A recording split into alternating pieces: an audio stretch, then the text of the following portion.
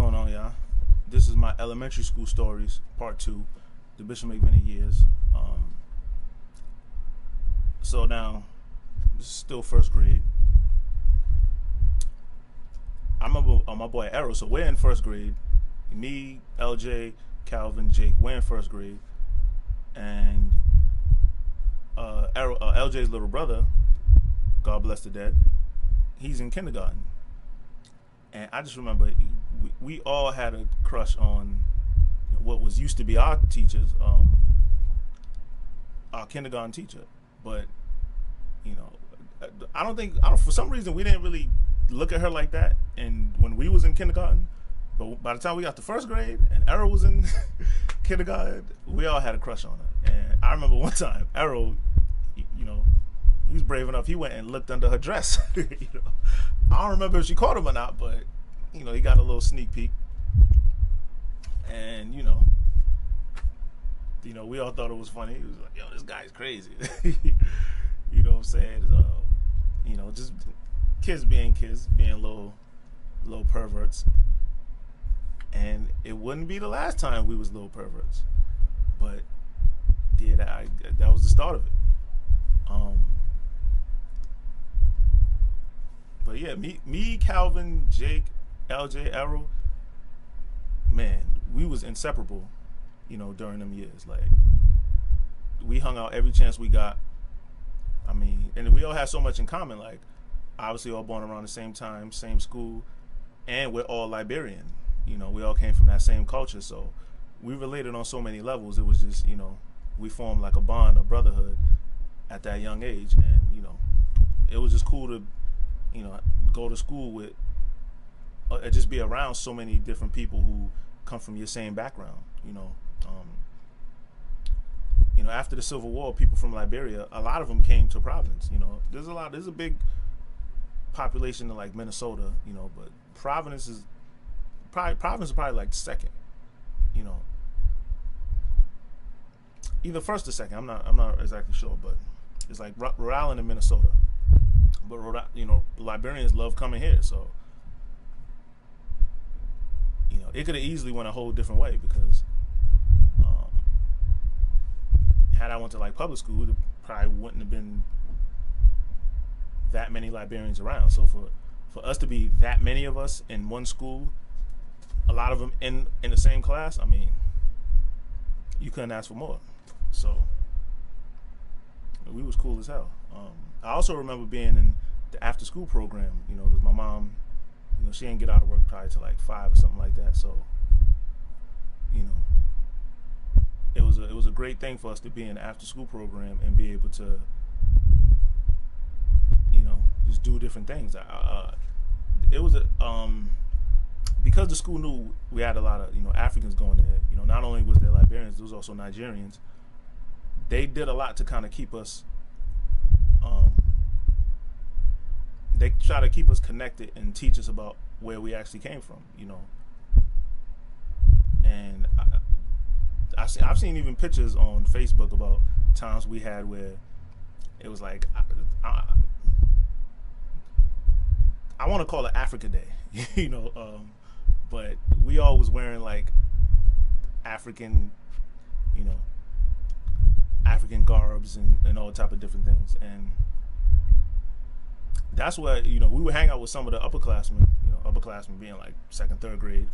I remember Gloria, she got 2 brothers, William and Bamadeli. They was cool. They was in the after school program. Piper, this white girl who went to the school, her mom was also like the art teacher. And, it was just a bunch of us, man. And, we just had a great time in this after school program. And we did so much. There was always different activities for us to do. And yeah, they went all out for us, like, taught us about everything.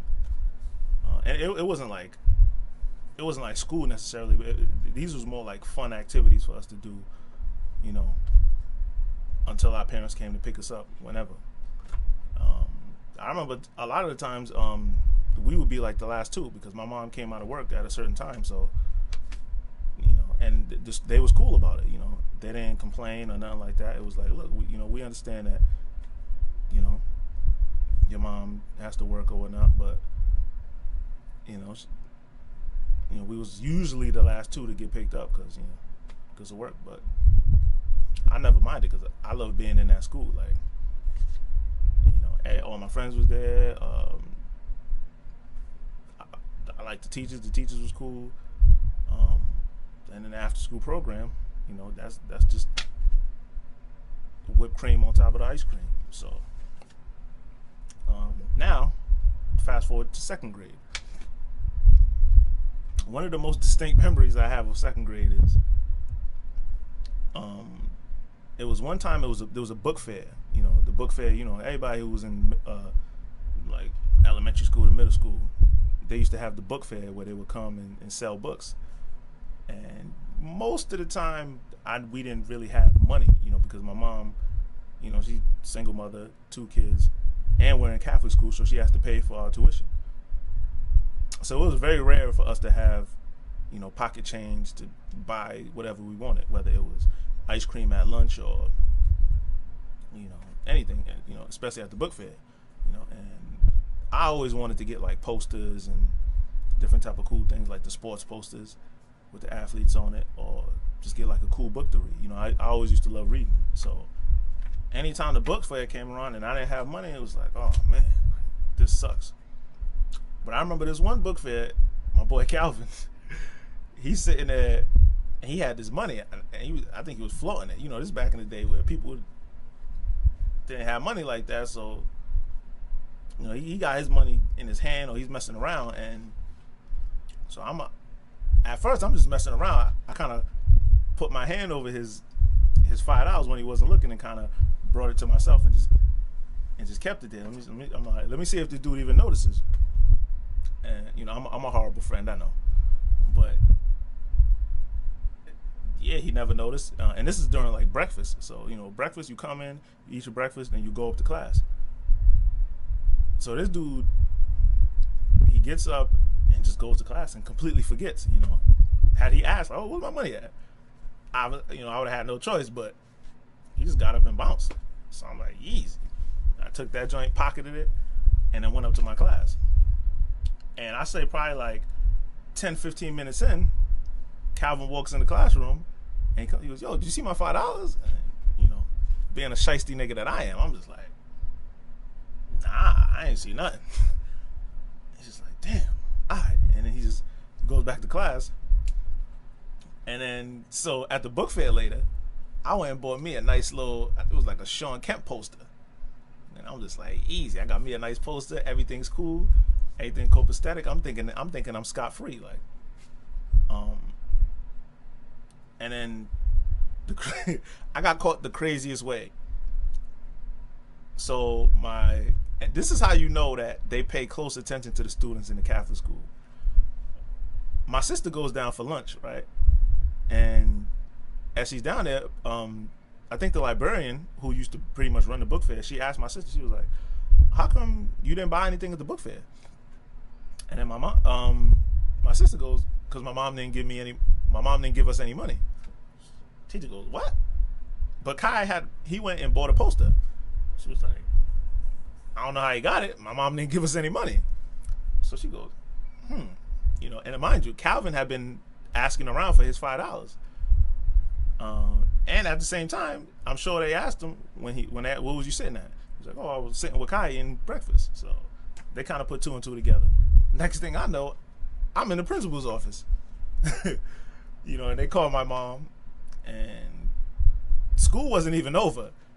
And I remember she just came in there fuming, and she didn't even say nothing. She just, they made me get a poster back, obviously. And I think I tried to lie and say, he let me have it or something like that.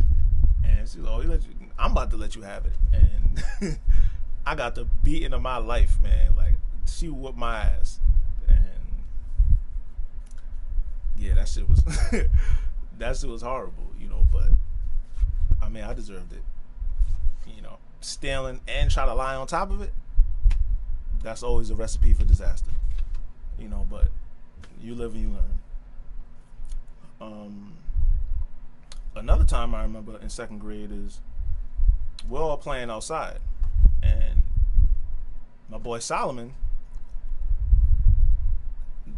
this nigga like threw sand at me or some shit. But he might have like threw it at like my feet or my waist or my clothes or some shit. So me, I just got mad as hell. I'm like, the fuck is wrong with this dude? So I took it and like threw it in his face, and it ended up like going in his eye. And you know, I didn't mean to hurt him or nothing like that. I'm just thinking, oh, I'm gonna throw some sand in his face.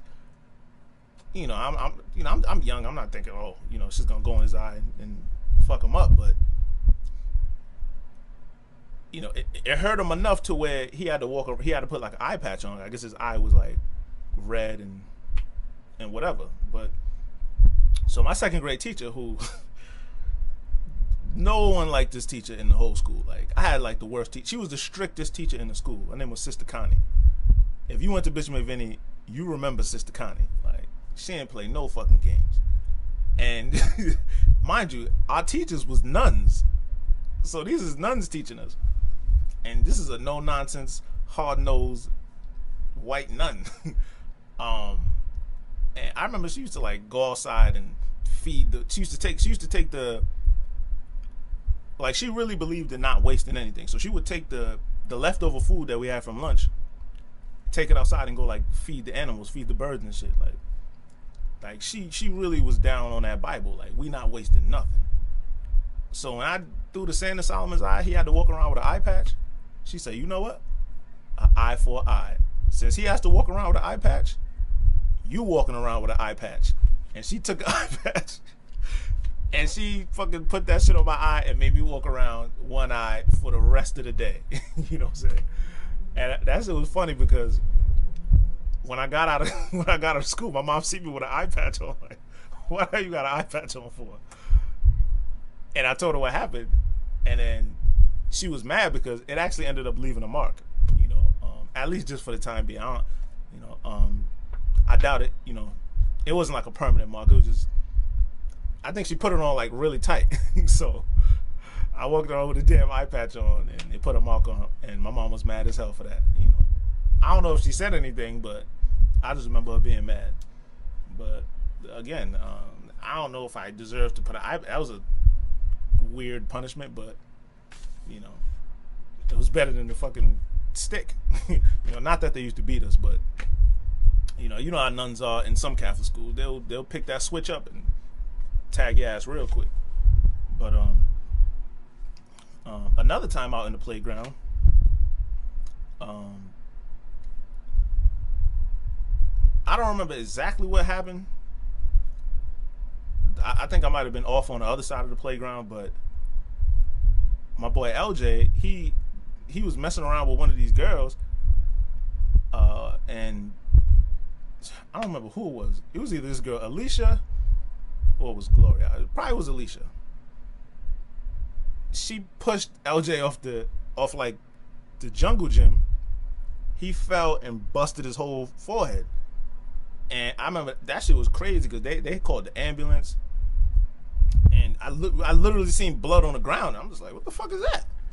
And I was like, yo, that LJ busted his head open. She pushed him off. And I just remember being scared because I'm thinking this nigga about to die. Cause I never seen like blood on the floor before. And that shit was crazy. And I remember just being mad as hell. I just wanted to bang the shit out of her because, you know, that was my nigga. So I'm like, damn, that shit is kind of crazy. Like, how you gonna do some shit like that? You know, I mean, he probably could have died. Like, it wasn't that high, but when you a kid, like, that shit is high. You know what I'm saying? When you in like fucking second grade, you know, but he ended up being alright.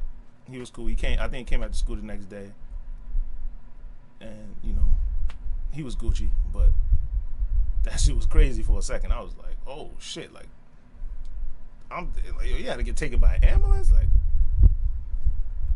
You know, he probably still got the mark on his forehead. But yeah, that shit it was definitely a scare. But you know, I mean, that just lets you know that, you know, kids, you know, you leave them alone for a hot second like that, and anything can happen. You know, so pay close attention to your kids, people.